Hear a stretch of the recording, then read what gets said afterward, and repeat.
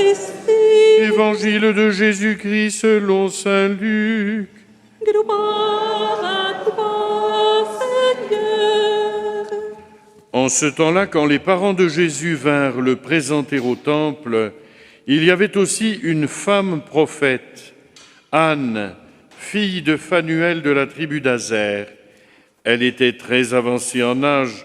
Après 7 ans de mariage, demeurée veuve, elle était arrivée à l'âge de 84 ans. Elle ne s'éloignait pas du temple, servant Dieu jour et nuit dans le jeûne et la prière. Survenant à cette heure même, elle proclamait les louanges de Dieu et parlait de l'enfant à tous ceux qui attendaient la délivrance de Jérusalem.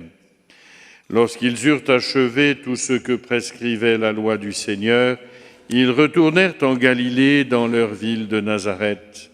L'enfant, lui, grandissait et se fortifiait, rempli de sagesse, et la grâce de Dieu était sur lui. Acclamons la parole de Dieu. Louange à toi, Seigneur Jésus.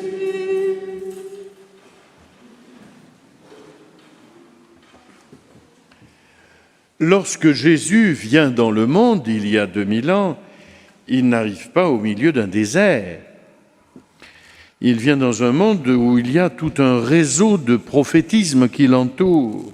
Il y a une soif, il y a une attente dans le peuple qui souhaite, qui attend, qui espère, qui sait que le Seigneur ne va pas tarder. Alors nous avons vu successivement Zacharie, Siméon, Jean-Baptiste bien sûr, mais c'est aujourd'hui la prophétesse Anne qui nous apporte son témoignage. Elle fait partie de ceux qui attendent la délivrance de Jérusalem, suivant le mot de l'Évangile. Siméon a porté son témoignage au temple, eh bien Anne apportera le sien. Et d'ailleurs la loi, en Deutéronome 19, demande bien qu'il y ait 2 témoins pour rendre un véritable témoignage face à un événement. Au jour de la présentation de Jésus au temple, donc après le témoignage rendu par Siméon, Anne vient apporter sa pierre à l'édifice. Anne, elle est âgée, elle est veuve, mais elle porte le même nom que la maman du prophète Samuel, la gracieuse, la graciée, celle à qui Dieu a fait grâce. Comme Siméon, elle est la voix du vieil Israël. Sa vie toute pétrie de prière et de jeûne est un témoignage rendu à la fidèle attente d'Israël. Avec Siméon, elle est la voix féminine qui témoigne. C'est bien l'attente de tout un peuple. Sa vie rend hommage à ce qu'il y a de plus pur et de plus fidèle dans l'attente d'Israël.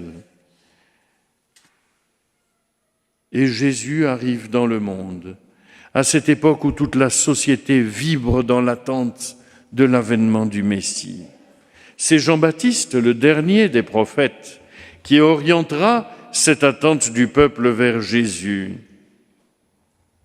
Mais pour l'heure, Anne parle de cet enfant à tous ceux qui attendaient la délivrance de Jérusalem, dit le texte de saint Luc. Cet enfant, c'est bien celui qui va libérer Israël, mais aussi toute l'humanité.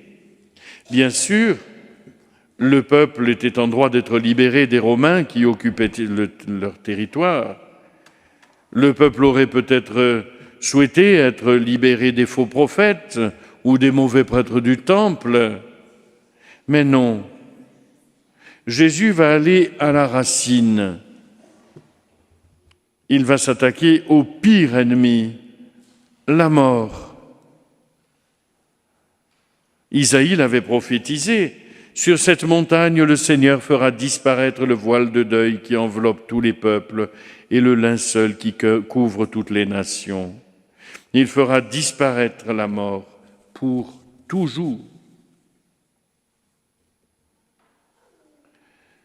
Voilà la mission du Sauveur, faire disparaître la mort pour toujours. Et Anne, comme Siméon, sont porteurs de cette espérance du prophète Isaïe. Ils arrivent tous les deux au terme de leur existence. Ils sont très âgés. Mais ce n'est pas pour autant la fin de l'espérance. Parce que tous les deux vont bien témoigner que l'espérance, désormais, elle a un visage, le visage de cet enfant qui vient manifester la victoire de la vie. N'est-ce pas l'occasion pour nous de rendre grâce, chacun de nous, pour les générations qui nous ont précédés. Et dans ce lieu de pèlerinage particulièrement, où de génération en génération s'est transmis le témoignage de Benoît, des événements qui ont bouleversé cette vallée, rendre grâce. N'est-ce pas un appel pour les plus âgés, dont je ne fais pas encore partie, n'est-ce pas N'est-ce pas un appel pour les plus âgés à chanter l'espérance plutôt que la peur, l'angoisse ou le repli sur soi? Regardez là, Anne, elle n'est pas repliée sur elle-même. Elle reconnaît dans cet enfant celui qui apportera la délivrance à Israël. Anne, comme Siméon, nous invite à garder le cœur ouvert à l'avenir, à l'accueillir avec confiance. C'est ça le secret de la foi et de la sainteté, chers amis. Être vieux et dire que c'était mieux avant, ça, tout le monde sait le faire, ça. T'es sûr, on était plus jeunes, on n'avait pas des douleurs, on n'avait pas... Voilà. Mais garder le cœur ouvert à l'espérance, quel que soit notre âge, croire que demain est toujours une promesse et que demain aura toujours le visage de cet enfant né à Bethléem. N'est-ce pas le meilleur témoignage que, avec l'âge, nous avons à rendre auprès des plus jeunes? À chaque génération, chers amis, Dieu vient humblement, discrètement. Vous savez, l'espérance, ça ne fait pas de bruit. Et pourtant, c'est elle qui change le monde. C'est bien le message de la prophétesse Anne pour chacune et chacun de nous.